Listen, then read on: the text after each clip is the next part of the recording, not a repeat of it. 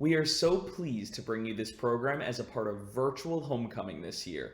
This is a recorded segment, so live Q&A will not be possible. Please direct any questions to felicianobiz@montclair.edu. Hello everyone, and welcome to our first Feliciano conversation ever. Really big, exciting deal here. I'm very excited about it, and we have two faculty members here with us today. We have Dr. David Axelrod, who received his PhD in economics from Rutgers University. His research included health economics and the role of time and mind in economics. After 20 years working in the finance sector, he started full-time as an instructional specialist at Montclair State University. We also have Mr. Todd Federman, who joined MSU after 25 years on Wall Street, now a full-time instructional specialist in the economics department, teaching macro and microeconomics. Thank you both for joining us today. Thank you, Louis. Thank you for having us. Today, what we'll be discussing is the economic policies between President Trump and former Vice President Joe Biden. We're going to be presenting the pros and the cons of each side along 5 different topics within the economy. So are both of you ready? We'll just get right into it, get started. We're ready. So first, before we get started with our 5 different topics, we're going to be giving a little snapshot for everybody who doesn't really know everything about the economy. This way we give a little 101 class, if you don't mind. I'm making you guys work overtime this week, if that's okay. All righty, Louis, I'm going to share my screen. So what do we mean when we talk about the economy? When David and I will be talking about the economy, what we're really thinking about is something called the gross domestic product. The gross domestic product, the word gross means total. The word domestic means made here in the United States. And the word product means final goods and services. What's the total value of all the goods and services that get made here in the United States? And the reason why it's important is because people get employed to make these goods and services. And we only, by the way, look at final goods and services. In other words, when you buy a car, the value of the steel that got put into that car is included in the price of the car. So we only count final products. There are 2 really good publications that I've loaded up for you on the web that really explain what the gross domestic product is and the federal budget in really, really simple terms. So the first one is cbo.gov. We're going to look at, this is an infographic. This infographic explains the federal budget, which is what we're talking about today. Fiscal year 2019, which by the way, the fiscal year ends September 30th for the federal government. So in the year ended 2019, September, the revenues, the money that went into the government was 3.5 trillion, which consisted mostly of income taxes, Social Security taxes, and then some business taxes and some other excise taxes.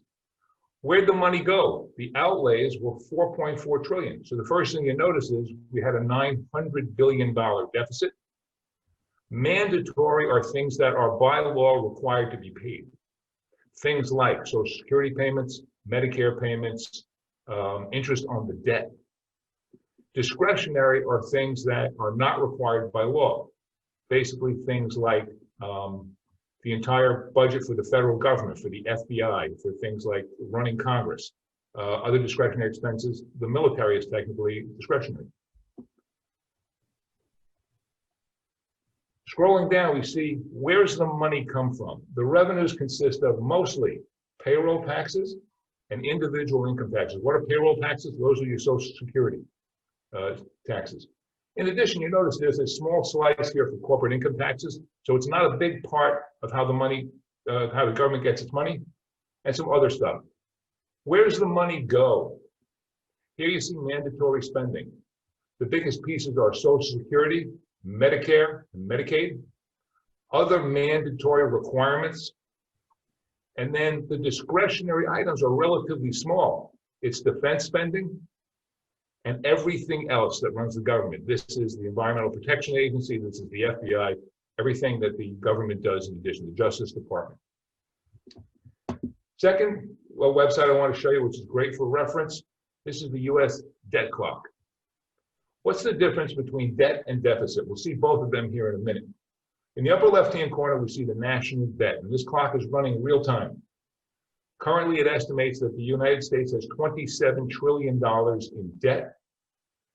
We are spending this year substantially more money than we did last year because of COVID relief. estimated that we're going to spend $6.2 trillion this year. We're going to take in, and to the right here, U.S. federal tax revenue, $3 trillion. So we're going to take in $3 trillion. We're going to spend $6.2 trillion, which means we're going to run an annual deficit of $3.2 trillion. Deficits are the annual shortfall in the budget. Debt is the accumulated debt of the nation. All right, when you have time, I encourage you to take a look at the site. Also, one other I want to point out, right in the middle, fourth item down, U.S. gross domestic product. The estimate this year for the total value of goods and services that will be produced in this country, $19.6 trillion.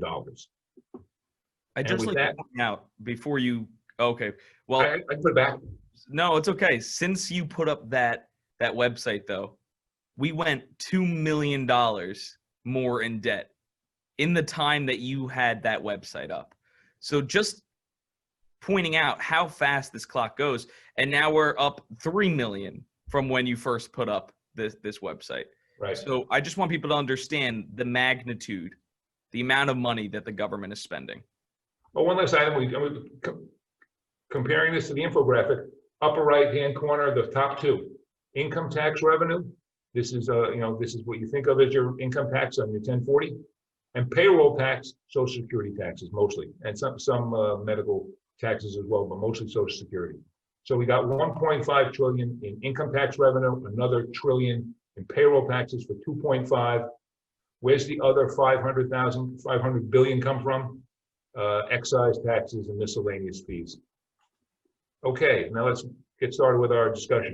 And our first topic of this conversation, now that we're getting into it, is tax proposals. And we're talking both corporate and personal income.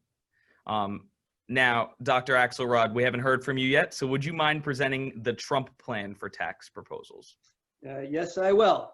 I would like to point out that the topics that we're discussing today, that here at Feliciano, we already have many podcasts on similar topics on the Business Edge and Feliciano Live, and that the faculty have many published articles as well.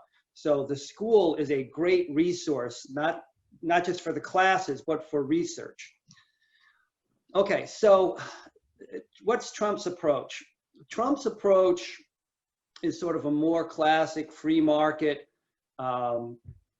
conservative approach, where he wants to extend tax cuts, right? The understanding is that when businesses have to pay more in taxes, it increases the cost of production, which means the price of goods go up, which means people want to not buy as much, okay? So it discourages investment, it discourages people buying, and so Trump's approach is, let's cut the taxes, and that will encourage economic growth. And if we look at what happened with the economy and especially the stock market, since he cut his had the tax cuts back in late 2017, early 2018, there seems to be empirical evidence that it has helped the economy to grow and to lower unemployment, at least until we got hit by the pandemic. So he would like to continue those tax cuts. Okay, and again, the idea is also, if you let people and businesses make their own decisions about how they spend their money, they're more likely to be more efficient with it. So it's about trusting the private sector to do a better job than the public sector as well. Is there any area of concern in that plan as well? Well, one concern would be, if you have the tax cuts, it will lead to a greater deficit. Part of the hope here is that if you have enough of a stimulus and people respond well enough, that the economy will grow sufficiently that maybe we might get some more revenue from the fact that we have a larger economy. On the other hand, if the economy is doing better and you have less unemployment, you have less people in poverty, that can help reduce the cost to government of having to try to support people that are in need. All right, thank you. And Mr. Federman, could you provide insight on Biden's plan? All right, first let me give you a summary over here. So what the Vice President has suggested are several increases in taxes on wealthier people. He wants to start charging Social Security taxes. Many people don't realize that Social Security, you stop getting charged Social Security when your income is somewhere around 120, 130,000, I don't know the exact number. He only wants to then start charging people who make more than $400,000 a year, which I believe is the top 1%. And he wants to then have Social Security taxes on all income over $400,000 a year. In addition, the tax cut previously cut the top marginal rate for the wealthiest citizens to 37%. He wants to put it back to 39.6, so increasing it by 2.6%. And a very important part of what he wants to do is putting a 15% tax rate on corporate earnings at a minimum. And that's because upwards of 80 or 90 of the 500 largest companies don't pay a penny in taxes at all because of loopholes in the tax code. He also wants to raise the top corporate rate from 21 back up to 28%. One of the reasons, and by the way, all of this will increase revenue by approximately $4 trillion over 10 years. Everyone knows we're in trouble because of the pandemic. Everyone knows we're running these massive deficits now. This will allow the government, but by the way, who will be paying these increased taxes? The people who've benefited the most by the growth in the economy over the last 10 years. People who have large 401k plans have seen them prosper because they own the stock market. He's asking wealthier Americans to chip in a little more to help put the economy back on solid footing. It's estimated that the top 1% of earners in this country will pay more than 75% of these tax increases. This plan is extremely progressive. What does that mean? A progressive tax system is one that charges wealthier people a larger fraction of their earnings in taxes. One of the topics that we teach in my macroeconomics class here at Feliciano is something called marginal propensity to consume. If you have an extra buck, who's more likely to spend it? Well, if you let people who have low incomes keep most of their income, they have no choice, they're going to spend it. Asking the wealthiest to pay an extra few percent on money that they're already probably not spending, and then taking that money and actually having the government spend it will stimulate the economy dramatically. That's one of the thoughts behind this. So what's something that might hurt Americans due to this plan? The argument could be that there will be some corporations, because their tax rate's higher, they might be less likely to invest. But if you ask any corporation, are they thinking about doing a project? They're thinking about the gross amount of money they're going to make. We're going to go and invest in this project because we think we're going to earn a profit, and then we'll worry about paying taxes later. So the answer is it could cut back on some investment, but again, it's hard to pinpoint if that's really going to happen. Thank you, and thank you both for our first topic. We're going to move on to another topic which is very closely related, and that's of the minimum wage. So we just heard from you, Mr. Federman, so let's go back to you, Dr. Axelrod. This time you're going to take Biden's plan. Explain that for me. What is Biden's plan for the minimum wage? Okay, so Biden's plan, as he's presenting it, is to have a federal minimum wage. We're talking maybe $15 an hour. And to put this in perspective, if you look at Amazon, for example, they start off their workers at a $15 an hour minimum, and they're certainly quite competitive, quite successful. So part of the argument there is, yes, $15 an hour is a big jump from, what some states and what the federal is doing, which is more around, the $8 to $10 an hour. Right. The federal minimum wage is $7.25. Exactly. But Biden will argue we're not talking about jumping from $7.25 to $25. We're talking $7.25 to $15. And by the way, $15 an hour at 40 hours a week, 50 hours a week is only $30,000 a year. And as everybody knows, $30,000 a year that's not a whole lot to try to, live on in the world as it is. Okay. In terms of impact on employment, there seem to be studies that suggest that there's only a modest impact on employment. Part of it has to deal with, again, if people with low incomes have more money, they're going to spend it. They have to spend it. And so if they're spending more, especially if they're doing it quickly, that increases demand for businesses, products, and services, and they in turn will need to hire more people. And so the idea is, okay, we'll raise it. There's the potential for cutting back on unemployment. On the other hand, if enough people are spending, maybe it won't happen at all. And a little historical perspective is that the idea of having a higher low-end wage, you can go back to the private sector in the early 20th century with Henry Ford, when he offered $5 a day wages, which back then was a big deal, $5 a day, so that his workers could actually afford to buy the cars he was manufacturing.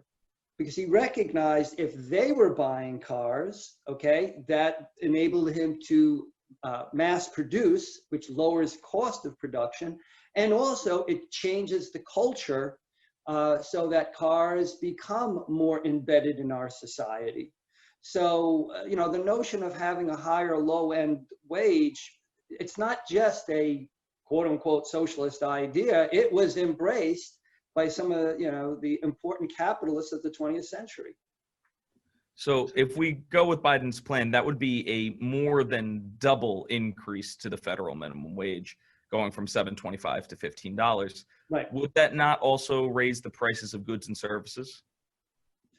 It probably will raise the prices of the goods and services. Again, it depends on the particular one and how much of the low-end workers in terms of wages are part of those prices. The estimates vary, and it depends on how you're modeling it. On the other hand, part of having higher prices encourages businesses to produce and sell more. So there will tend to be a trade-off between having slightly higher prices and having more employment. And if you have to pay slightly higher prices, but you get to work full time instead of not working at all, that's probably a pretty good trade-off. All right, moving from Joe Biden to Donald Trump, Mr. Federman, what is Trump's plan for the minimum wage? Donald Trump's plan for the minimum wage is simple. He doesn't want to raise the minimum wage. And there's a lot of support for this, okay, in terms of economic theory and economic things that have been written. First, when you walk into the market wants to set prices for everything, all the goods and services. There's demand for labor and supply of labor. When the government gets involved, it's going to manipulate the marketplace. They want to put an unnaturally high minimum floor price on wages, and it's going to interrupt and disrupt the marketplace. Almost no one today makes minimum wage. There are almost no people who run a household that make minimum wage. Go by any drive-through fast food place. At White Castle here in New Jersey, the minimum starting wage is $11 an hour, and you get free sliders for lunch. Amazon's paying 50. I'm not making that up. It's true. Amazon's paying $15 an hour. The largest employer in the United States is Walmart. I believe the minimum starting wage anywhere for someone who starts day one is $12 an hour. So the market has set a starting wage well above the federal minimum. The difference here is Joe Biden wants to raise it to 15. When you raise the price of anything, as we teach in Economics 101, when you raise the price of anything, people will buy less of it. If you raise the price of wages, businesses will hire fewer workers. So the answer is, if you raise it above what the market has set, places like McDonald's and all the fast food places might hire fewer people, and it might exacerbate and quicken the pace moving towards technology and having workers replaced by robots. All right, thank you both for your views on both sides there. Moving on to our next topic, this will be our Tariffs and Trade segment. So this is a huge topic right now. We've seen the president instill tariffs on numerous countries. So, Mr. Federman, we'll go right back to you, but this time, could you talk about Trump's plan? Will he be continuing what he's been doing? Right. Listen, let's have a little background over here. For years, China has been abusing intellectual property rights. There have been numerous cases where we have proven in court in World Trade Organization that they have been selling products here in this country even below what it cost them to make. And eventually Trump decided we need to take some action, and he picked tariffs as the way to do it, putting tariffs on many Chinese products that come into this country. Specifically, steel will be one of the items. It's estimated that this raises the tariffs that he's putting on these products raises anywhere from $70 to $80 billion this year, much needed revenue to the government. He specifically targets specific industries that might have been victims of unfair competition from foreign companies. Brookings Institute estimated that the tariff on steel appears to have helped create several thousand jobs in the steel industry by making foreign steel more expensive. It means that U.S. Companies can be more competitive. And in addition, tariffs on washing machines appears to have created as many as 1,800 new jobs for people who make appliances here in this country. So he specifically targeted certain industries, the goal being to try and improve employment for people who make these products specifically here, with the cost being these tariffs, but a benefit again from the tariffs, money that's raised to help lower the deficit. And moving on to the other plan, Dr. Axelrod, right to you. Okay, thank you very much.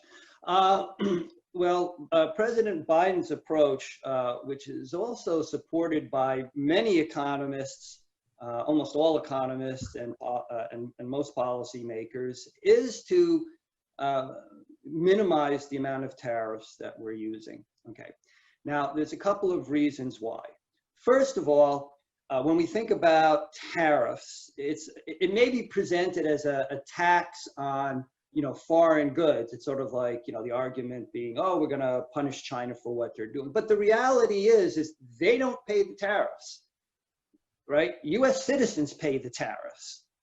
Okay, so it's not like we're getting money from China from it. Okay, we're going to pay it, and then then the money becomes revenue for the government, but we're paying it. China's not paying it. Okay, and as Professor Federman was pointing out, we've got about $80 billion potentially that we're going to be paying extra for this. Tariffs tend to lower GDP. Again, the basic economics. It makes goods and services more expensive, and people will tend to buy less of it and tend to have less employment as well. And some estimates talk about as much of a 0.25% drop in long-run GDP, wages dropping by about 0.6%, and maybe about 180,000 fewer jobs as well. Now, those are not huge numbers, but they don't help. Okay. The other thing about tariffs is that while it can make U.S. companies more competitive, we can look at the history of what companies actually did. So if you go back in the 1980s and looked at how we tried to help the U.S. car companies as Japan was becoming more competitive, and what we found was that they didn't take full advantage of moving ahead. They tended to take a more short-run approach of being able to raise prices, but not necessarily have a more competitive product. And that is one of the concerns of using tariffs as a strategy. It takes away some of the competitive edge that our companies need to deal with in an international market. And so again, even if you're going to talk about free market and competition, tariffs make it less competitive. All right, so some pros and cons from both sides there. There definitely are arguments for Trump's plan there and Biden's plan as well. Let's move on to our next topic, our second to last topic. And this has been, right before the pandemic, was the biggest story that was going on in the country, and that was the environment. There was a lot of talks about the Green New Deal and the Democratic primaries. Some people praised it, some people opposed it. However, there might be agreement between the two candidates on this one, that they are not a fan of the Green New Deal. So, Mr. Federman, would you present Biden's plan for the environment and infrastructure as well? Sure. One of the things that Vice President Biden wants to do with the money that he's going to raise by increasing taxes on the wealthy is to spend it to try and get us on a path to net zero emissions by 2050, a much more realistic timeline than the Green New Deal, which I believe wanted to do it in 10 years, 2030. That would simply be too disruptive to the economy. He wants to, we start with the basic assumption. The science is fairly clear. Climate change is happening. The world is hotter than it's ever been, and it keeps getting hotter. We see the excessive weather that we've seen go on, and it's going to get worse. He wants to install 500,000 electrical vehicle charging stations nationwide by 2030. He wants to spend on infrastructure, which means things like bridges, roads, internet access in rural areas, upwards of $2 trillion over 10 years. So we're talking about a couple of $100 billion, $200 billion per year to promote all kinds of renewable energy, things like windmills and solar panels. This will create thousands and thousands of high-paying green energy jobs.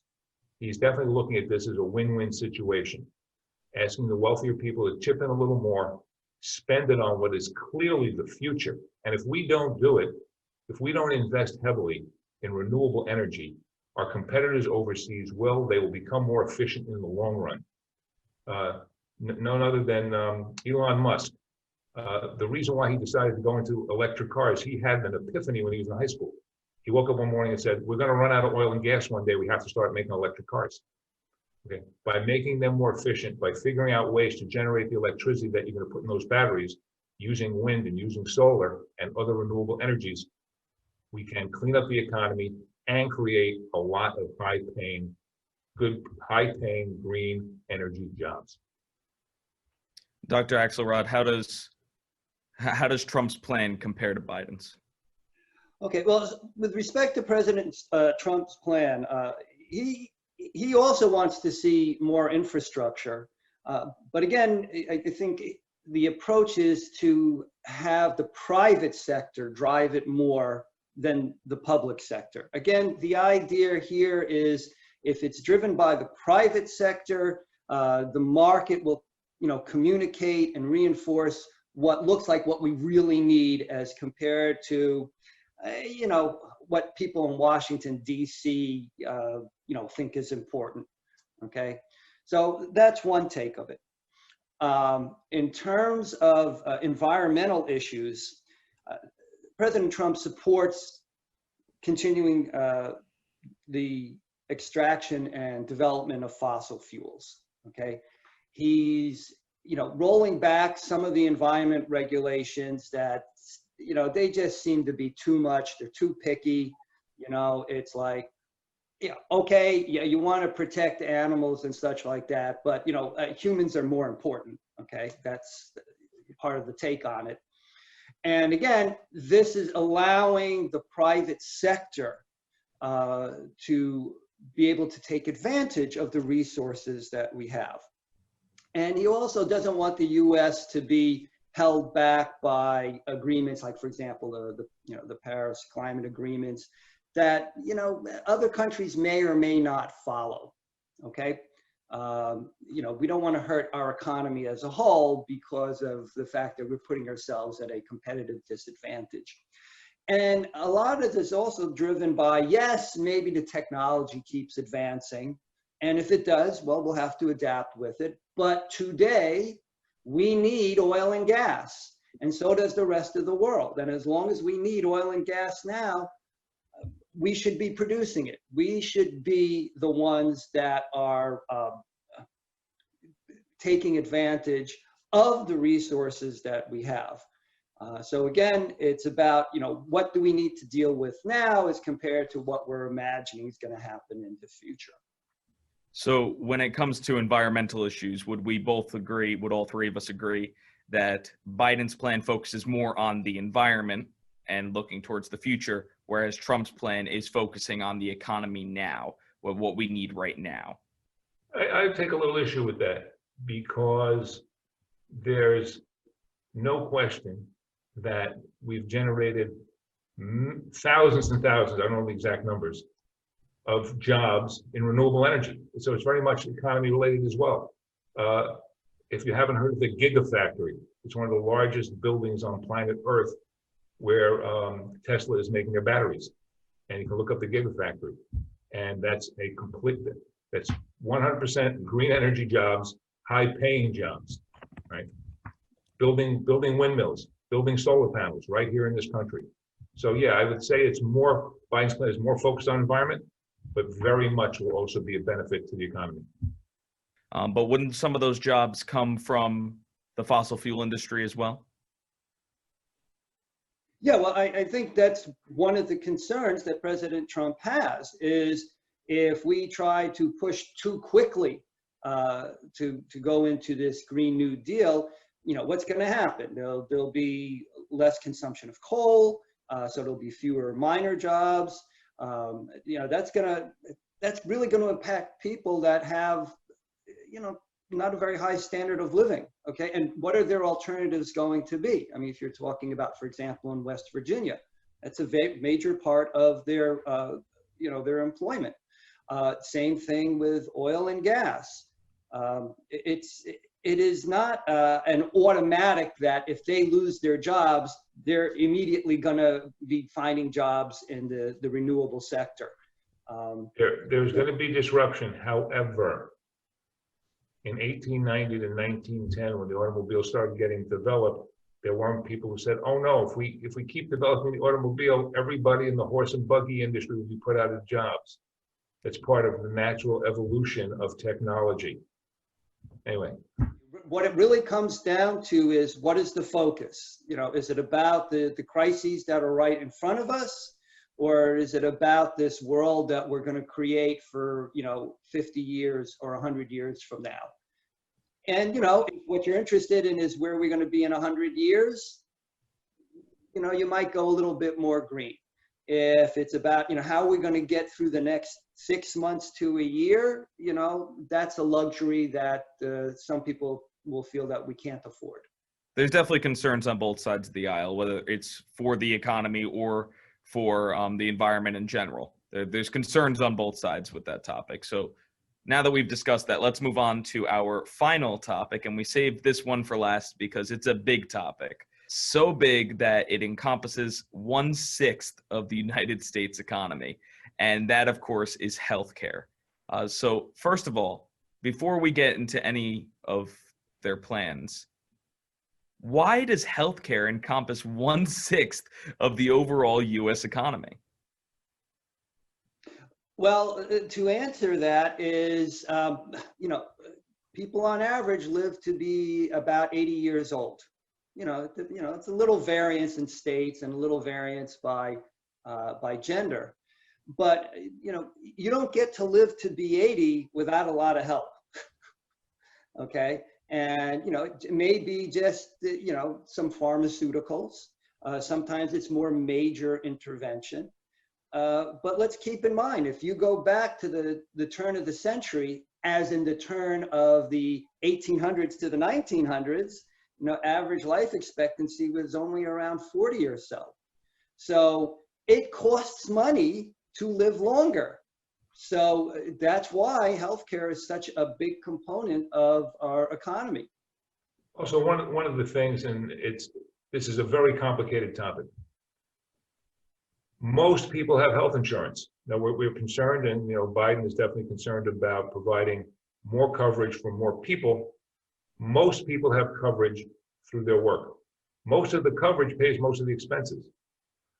At Montclair State, we have a variety of different plans available to us that unfortunately I've availed myself of with various orthopedic accidents over the last few years.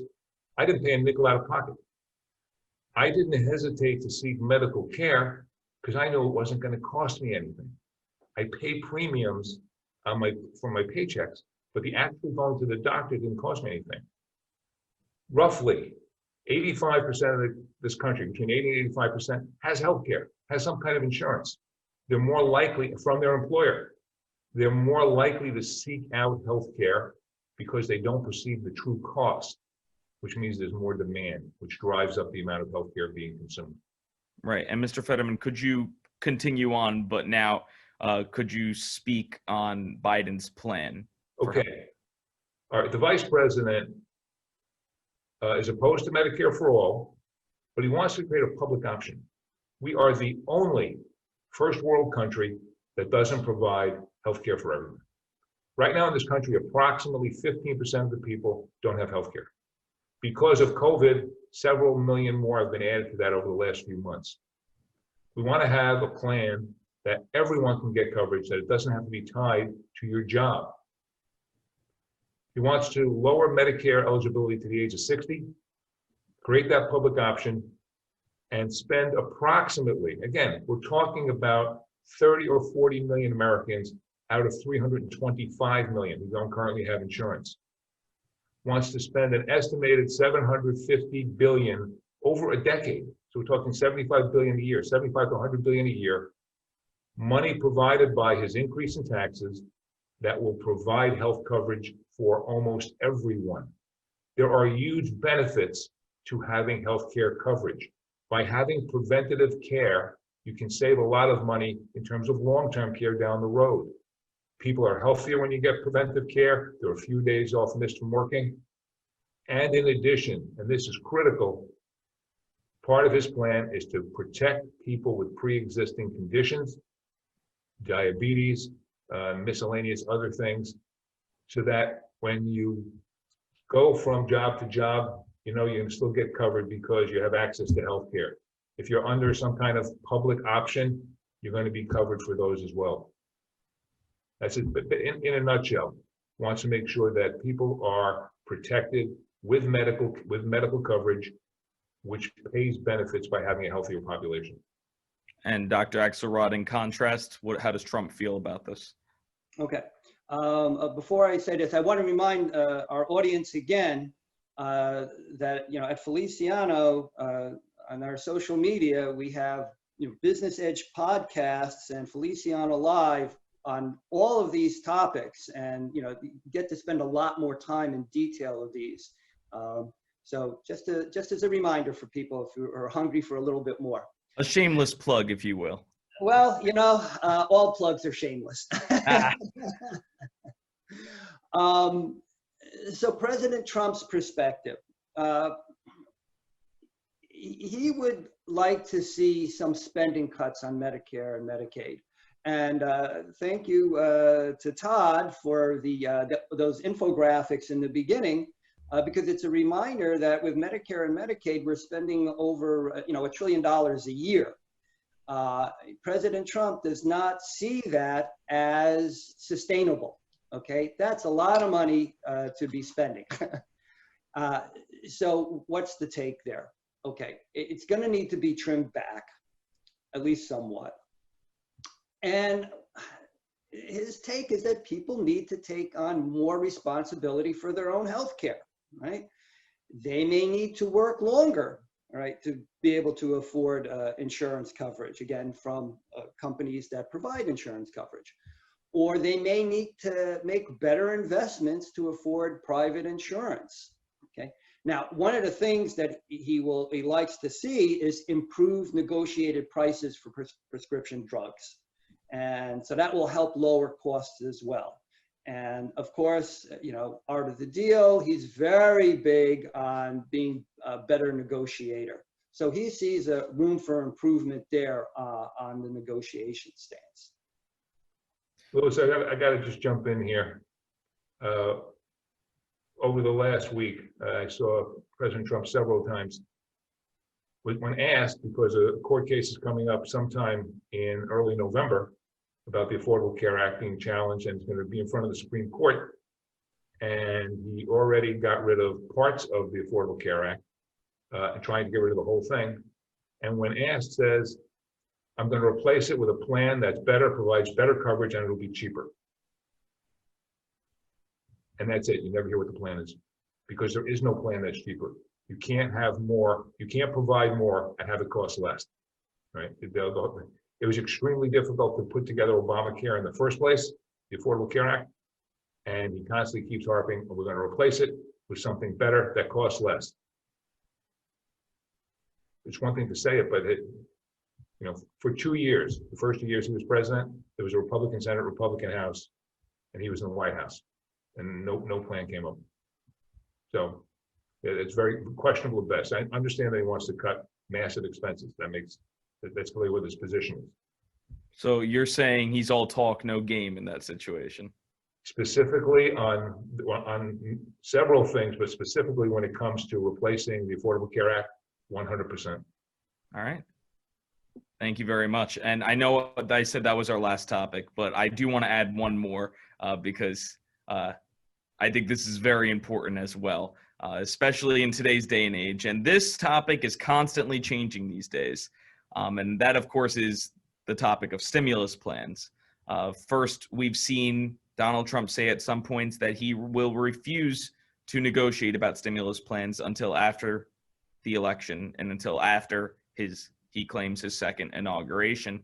But then he's jumped back on that a little bit, saying that if Nancy Pelosi puts a bill onto his desk about a stimulus plan, he'll sign it right away. And now he's blaming it on Nancy Pelosi.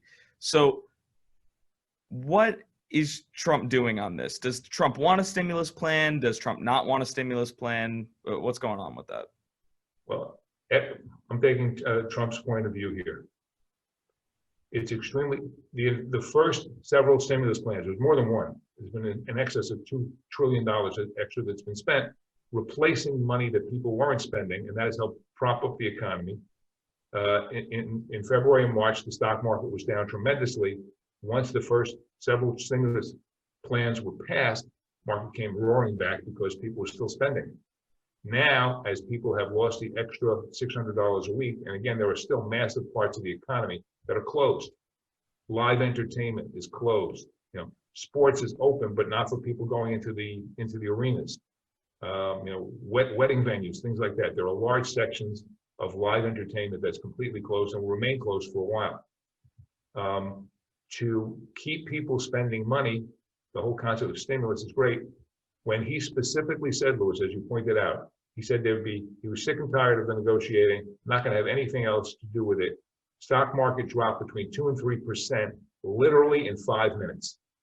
And then he got really scared and said, uh-oh. The next day he came out and said, I want to have something bigger.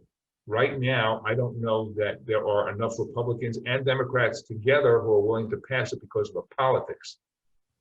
Could we use help? Maybe, but right now, it's going to be too difficult. Do I think Trump would like a stimulus plan right now before the election to try and prop up things, make people think he's getting something done? Absolutely think he would like something like that.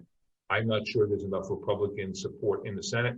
I'm not even sure there's enough Democrat support to hand him what looks like a win with 2 weeks to go to the election. All right, and Dr. Axelrod? So from Vice President Biden's perspective, look, continuing to have stimulus is going to be very important. And for many of the points that Todd was bringing up, many people still either don't have jobs, or they don't have the same amount of work that they had before, or they don't have the same salaries. Okay, so that's one thing we have to keep in mind. Part of having a stimulus plan is sometimes you've got to spend money when you don't have income coming in, so that it doesn't become more expensive in the future. So for example, if you own a home and you're unemployed and the roof needs to be fixed, you spend the money to fix the roof, because if you don't, you're going to ruin the whole house, and then you end up with no house, and then you're in a much worse situation. And that's what the stimulus plan is about.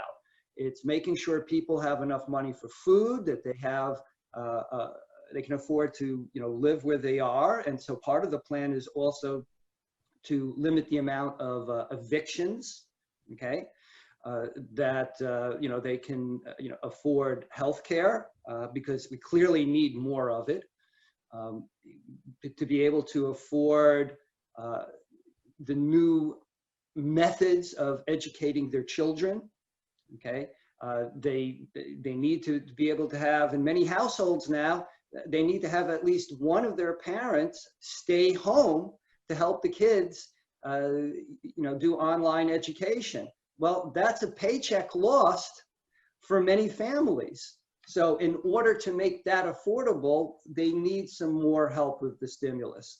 So I think that's one of the ways to understand this, okay? We're in the middle of a crisis. We need to get through the crisis, and a stimulus plan that tends to give more money to those who are already wealthy and have a lot of assets misses the point. It needs to go to those that have little, okay, that are struggling to find a job or struggling to get enough work.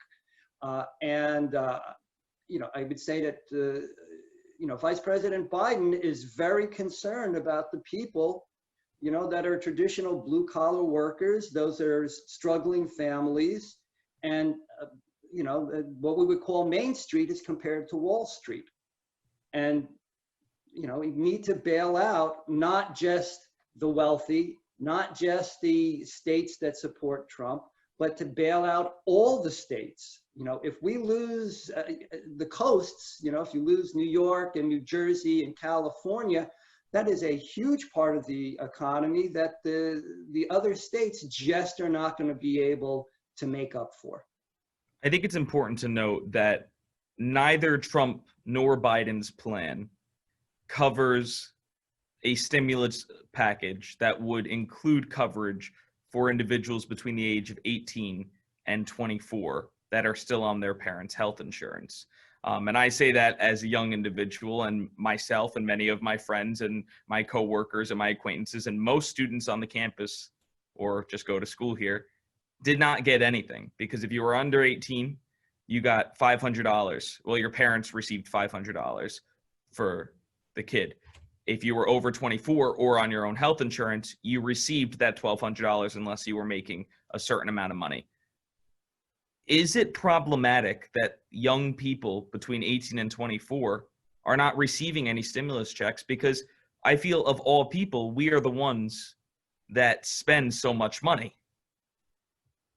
Todd, do you mind if I go first? Yeah, it's classic economics 101. Yeah. Give money to people who have less of it. They have a higher marginal propensity to consume, which means if you give them more income, they're more likely to spend it. So the answer is yes, of course. Having said that, the stimulus was surprising. The first several stimulus packages were surprisingly successful because the economy was in free fall, and it stopped the free fall. It really did. It was like catching, the expression on Wall Street, catch a falling knife. They actually caught a falling knife and didn't get hurt and propped it back up again. So yeah, were a couple of things missed? Absolutely. Is there too much hesitation now going into the next stimulus plan? Absolutely. Politics on both sides interrupting more stimulus talks. I think another thing that we have to keep in mind with respect to Social Security and Medicare, Medicaid, is that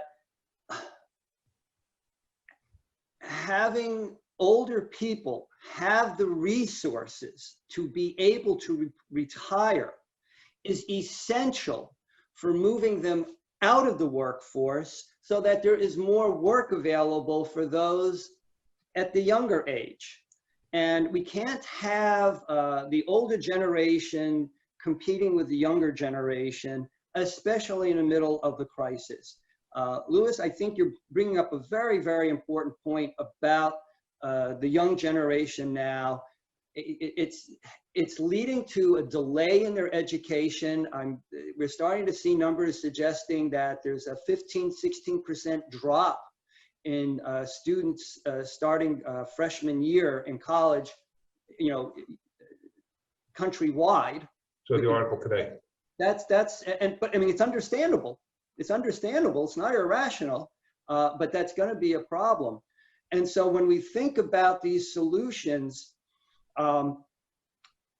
it is a whole holistic, feedback loop issue. If older people do not feel comfortable retiring, they're going to hang around longer, and that's going to slow down the 18 to 24 getting into the workplace, and we need them to either get more education or be productive, not only because of what they're producing now, but because that work experience enables them to be more productive sooner. And ultimately, in an economy, it's not about the money, it's about what we produce, right? Because you can have more money, but if you're not producing anymore, your standard of living doesn't go up. So now that we've discussed all of our topics today, and here's the hard part. We have to, we don't have to, but I'm going to ask you if you have a preference, if you believe, both of you, one economic plan is better than the other. So I don't know who wants to go first, but I want to hear both of your thoughts on that. I'll go first. I'm not an economist. I play one on TV. I came to academics after 25 years on Wall Street. So I encourage everybody, you can look it up. Goldman Sachs on Biden's plan estimates it will be much stronger for the GDP, much stronger for employment. Look up Moody's, which is the credit service. Moody's analyzed both plans and said, we expect that the Biden plan will generate millions more jobs and more growth to the GDP. Basically, what he wants to do, Biden, is ask wealthier Americans to chip in a little more money and continue spending both on medical, health insurance for people who don't have it, Green New Deal infrastructure, renewable energy. And by spending this money, we'll be creating jobs, more jobs, and bringing the economy up. Again, that's the opinion of both Goldman Sachs economists and Moody's economists, both of which came out within the last week's 10 days. And Dr. Axelrod? In the short run and in the long run, Vice President Biden's plan tends to, as Todd was pointing out, tends to provide more of the stimulus and the spending. I mean, you can look at, the Fed and Powell, you can look at the Treasury and Mnuchin. They're both arguing that we need to have more fiscal stimulus, okay? This is not to say that there aren't some kernels of truth in Trump's plans that we have to deal with in terms of, how are we going to keep people competitive? How are we going to encourage them to, take risks? But ultimately, one of the big distinctions between the two plans is whether or not we support a regard for each other. And, going forward, we're just going to be more dependent on each other. We're going to have to coordinate our behaviors more, whether we like it or not. And, we either figure out how to be okay with our neighbors, or we're going to end up fighting with our neighbors. And it's going to be less expensive to help each other out than to fight each other. Right. And that's really one of the elements that we don't often take into account when we consider economic plans. So I'd like to thank you both for your thoughts on that as well. But I'd also like to reiterate to our audience that until that last question, everything that both of our guests here today did, they put a lot of work into today, researching both plans, speaking with each other about the pros and the cons of each plan. So everything up until that last point is straight down the middle facts. So we encourage you to make your own decision on who you believe is the better candidate in terms of the economy and in terms of which candidate would benefit yourself and America as well. So we're not trying to sway anybody with this. We're just trying to present facts so that you can make a better informed decision for yourself. So I'd like to thank you both, Dr. Axelrod and Mr. Federman, for being here today. I know you both put a lot of time and effort into this, and I'd like to thank you one more time for that. It was a pleasure having you on, and I hope to have you both on again. It was a delight, and more than happy to be a guest of yours again. Happy to be a guest here, and now thinking of new topics for future conversations. Yeah, and we hope here at the Feliciano we hope here at the Feliciano School of Business that we can continue having these conversations. So in order to stay up to date with all of our content, you can follow us on social media. We're on pretty much everything at this point.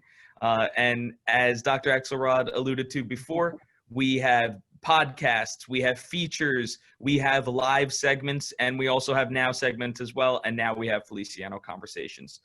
So for everybody here at the Feliciano School of Business, thanks for joining us today, and we'll see you real soon.